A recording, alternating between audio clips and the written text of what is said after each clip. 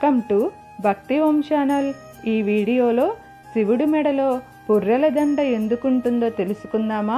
శివుడు కొన్ని సందర్భాలలో పుర్రెలు ఎముకలు ధరించి కనిపిస్తుంటాడు. అలాగే స్వామి శ్మశానాలలో తిరుగుతుంటాడని, చితాభస్మాన్ని ధరిస్తుంటాడని చాలా పురాణాల్లో కనిపిస్తుంటుంది. ఇదంతా మంగళ విరుద్ధమైనది కదా అనే భావన చాలా మందిలో కలుగుతుంటుంది. నిజమే, కానీ మంగళానికే మంగళకరుడైన దేవుడు ఎందుకిలా ఉండాల్సి వచ్చిందో ఇప్పుడు తెలుసుకుందాం.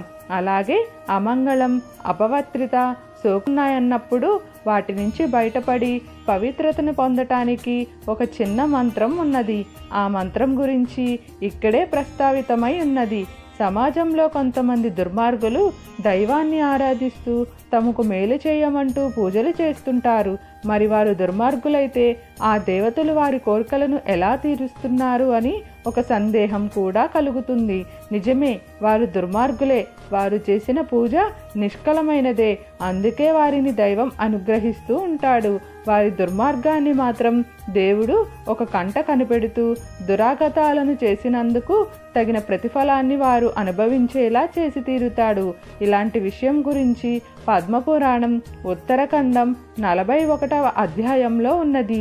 ఈ కథలో శ్రీ మహావిష్ణువే ఈశ్వరుడిని ప్రేరేపించి నాస్తిక మతాన్ని, అంటే దైవదూషణం, వేదనింద, విచ్చలవిడితనం లాంటి ప్రచారం చేయించినట్లు ఉన్నది. దీన్నే పాషాండ మతం అని కూడా అంటారు. కథ సారానికి వస్తే పార్వతీదేవి పరమేశ్వరుడిని ఒకసారి ఇలా ప్రశ్నించినది: స్వామి, శ్మశానంలో తిరగటం, ఎముకలు పుర్రెలు మాలలుగా ధరించి బూడిద రాసుకొని ఉండటం ఇవన్నీ అశుచికి లక్షణాలు. అలాంటి వాటిని ఎందుకు ధరిస్తున్నట్లు అని ప్రశ్నించినది.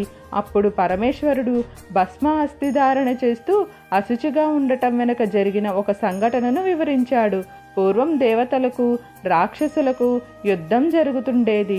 దేవతలను రాక్షసులు ఎప్పుడూ బాధిస్తూనే ఉండేవారు.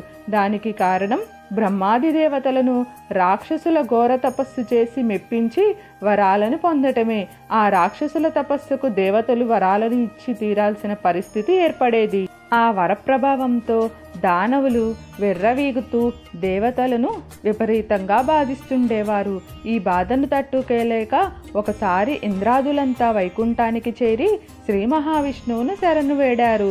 విష్ణువు క్షణకాలం ఆలోచించి పరమేశ్వరుడిని పిలిపించాడు. రాక్షసులంతా తపస్సు చేసి వరాలను పొందుతున్నది ధర్మ మార్గంలో నడుచుకునే దేవతలను బాధించటానికే. అలాంటి వారికి మంచి జరగకుండా వారంతా నరకానికే వెళ్లే ఒక ఉపాయం ఉందని దాన్ని ఆలకించమని చెప్పాడు. రాక్షసులు చేస్తున్నది ఒక రకంగా మోసమే. కాబట్టి వారిని ఏదో విధంగా మోహరించి మోసంతోనే వారి బాధ నుంచి దేవతలకు విముక్తి కలిగించాలని చెప్పాడు.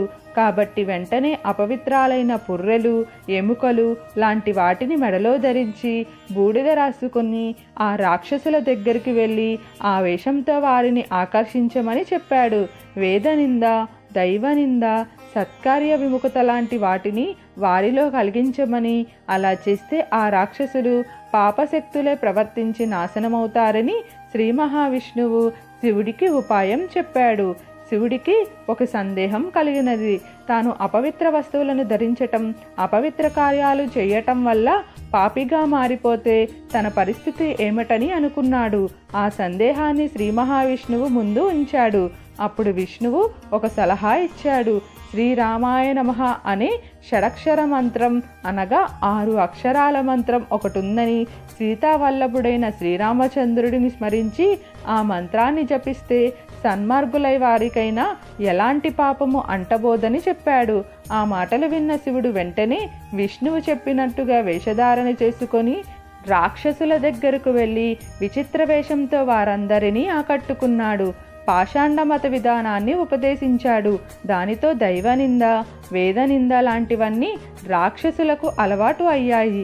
గతంలో ఎప్పుడైనా దేవతల మీదకు రాక్షసులు యుద్ధానికి వెళ్ళి గెలిచినా మళ్ళీ ఏ బ్రహ్మదేవుడు గురించి తపస్సు చేస్తే పాపాలన్నీ హరించిపోతుండేవి.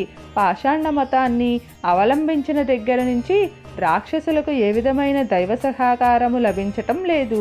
దానితో తేజస్సంతా క్షీణించి నశించసాగారు. ఈ విషయాన్నంతా శివుడు పార్వతీకి వివరించి శ్రీ మహావిష్ణువు ఆజ్ఞానుసారం శిష్ట రక్షణ కోసమే తానలా భస్మ అస్థిధారణ చేస్తూ బూడిద పూసుకొని శ్మశానంలో తిరుగుతూ ఉంటున్నట్టు చెప్పాడు. త్రిపురాసుర వృతాసుర లాంటి రాక్షసుల విషయంలో కూడా ఆ రాక్షసులు ధర్మంగా తపస్సు చేసిన పరిస్థితికి మెచ్చి దైవం వారికి వరాలిచ్చినట్టు కనిపిస్తుంది. ఆ రాక్షసుల ఆగడాలు మరీ మితిమీరినప్పుడు మాత్రం ధర్మరక్షణ కోసం దైవం చిత్ర విచిత్ర రీతుల్లో వధించినట్లు కనిపిస్తుంది. ఈ కథా సందర్భం పూజలు, ఆరాధనలు, తపస్సులు వంటివి చేసి దైవాన్ని మెప్పించేవారు వరాలు పొందేవారు. ఆ వరాలను ధర్మరక్షణకు మాత్రమే వినియోగించాలని, అలా కాని పక్షంలో శిక్ష పడి తీరుతుందని ఒక హెచ్చరిక అంతర్లీనంగా ఉంటుంది. మీకు ఏమైనా సందేహాలు ఉంటే దయచేసి కామెంట్ సెక్షన్లో తెలియజేయండి. మీకు ఈ వీడియో నచ్చినట్లయితే లైక్ చేయండి, షేర్ చేయండి, అలానే సబ్స్క్రైబ్ కూడా చేసుకోండి.